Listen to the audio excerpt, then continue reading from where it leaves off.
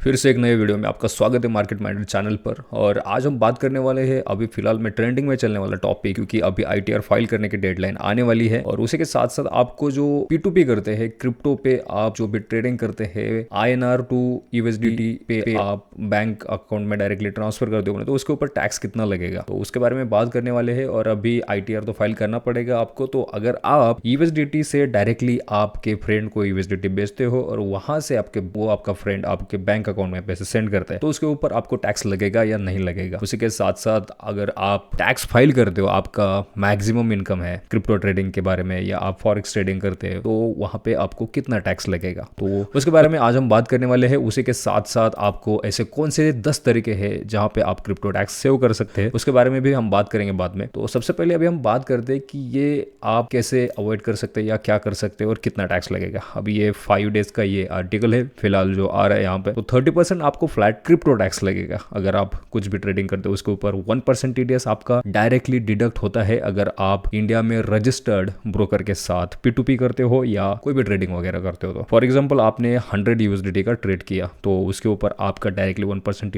TDS deduct हो जाएगा और आपको $99 ही आपके अकाउंट में मिल जाएंगे। तो जब आप टैक्स फाइल करोगे तो वो 1% आप रिफंड क्लेम कर सकते हो। तो जहां पे आपको 30% टैक्स पे करना होता था, वहां पे आपको बस 29% टैक्स पे करना पड़ेगा। तो ये होता है TDS रिफंड का प्रोसेस। और अगर आपका एक्सेस है TDS, तो आप आपके बैंक अकाउंट में रिफंड भी ले सकते हो आईटीआर में फाइल करते वक्त। अभी हम बात करेंगे कि आखिर कितना क्रिप्टो टैक्स लगता है। तो यहाँ पे आप देख सकते हैं कि 30% tax any profits you make from selling crypto for INR are tax at flat 30% rate and 1% TDS additionally. 1% TDS will be deducted if you are using an Indian exchange. तो this TDS is automatically deducted, तो जो कि पहले मैंने बताया था आपको। तो यहाँ पे क्या होता है कि TDS तो आपका बाय डिफॉल्ट डिडक्ट होगा ही अगर आप इंडियन एक्सचेंज में अगर आप कुछ भी काम करते हो। तो यहाँ पे इसके अलावा आप यहाँ पे देख सकते हो कि अगर आप ITR 2 या 3 फाइल करते हो, वहां पे आपको 30% टैक्स क्रिप्टो पे एप्लीकेबल तो रहेगा ही रहेगा, but only on sale of one crypto to another. मतलब आप एक से दूसरे अकाउंट में सेल करते हो तभी आपको ये 30% टैक्स देना होगा। No tax will be levied on unrealised profit और when crypto is not traded और सोल्ड। अगर आपका अनरियलाइज प्रॉफिट है, मतलब आपका अभी ये फॉर एग्जांपल, अभी सिंपल एग्जांपल दूंगा मैं आपको। तो अगर आपका ओपन पोजीशन है, जैसे कि आप लॉन्ग टर्म के लिए कोई भी टाटा मोटर्स के फॉर एग्जांपल शेयर होल्ड करते हो 1000 शेयर, आपने बाय किया था 100 रुपए में शेयर और अभी वो चल रहा है 200 रुपए पे, आपका 100% प्रॉफिट है यहाँ पे। बट आपको क्या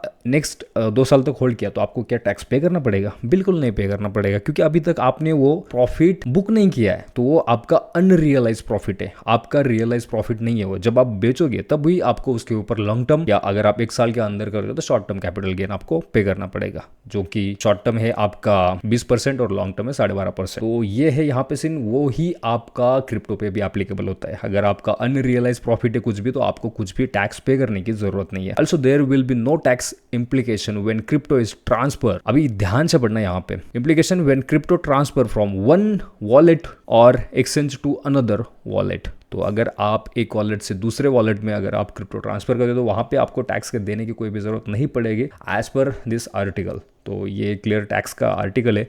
अगर आपको मैं और डिटेल में एक बताऊँ आपको कि ऐसे कौन से 10 तरीके जहां पे आप क्रिप्टो टैक्सेस सेव कर सकते हो, तो यहाँ पे बहुत सारे तरीके हैं और आप ये यहाँ पे पॉज करके पढ़ सकते हो। और नेक्स्ट वीडियो में डिटेल में बताऊंगा आपको कि आपको कौन सा ITR फाइल करना पड़ेगा जहां पे आपको कम से कम टैक्स पे करना पड़ेगा, और कितना अगर आपका इनकम है तो आपको कौन सा ITR फाइल करना पड़ेगा, कौन से तरीके हैं, जो कि इन डिटेल में नेक्स्ट वीडियो में बताऊंगा। और अगर आप और भी डिटेल में जानना चाहते हैं इसके बारे में, तो मुझे कमेंट करके बता दीजिएगा। अदरवाइज आप ITR तो डायरेक्टली CA के पास जाएंगे तो वो तो आपको बता ही देंगे, बट आपको यहाँ पे फ्लैट 30% तो टैक्स देना पड़ेगा, ऊपर से सेस लगेगा, तो ऑलमोस्ट आपका 33.33% टैक्स पे करना ही पड़ेगा आपका। और अगर आप बिजनेस इनकम दिखा देते तो आपको एक्सपेंस वगैरह माइनस करके जो भी बचेगा उसके ऊपर आपको टैक्स देना पड़ेगा एज अ स्लैब। बट आपको क्रिप्टो के ऊपर फ्लैट ही देना पड़ेगा टैक्स वगैरह, बट जो भी आपका एक्सपेंस वगैरह माइनस करके वो डायरेक्टली आपको पे करना ही पड़ेगा। तो ये सीन है यहाँ पे। और इसके अलावा अगर आप यहाँ पे देख सकते हैं कि ये क्रिप्टो टैक्स इंडिया पे कितना टैक्स लगेगा क्रिप्टो के ऊपर, उसके बारे में आप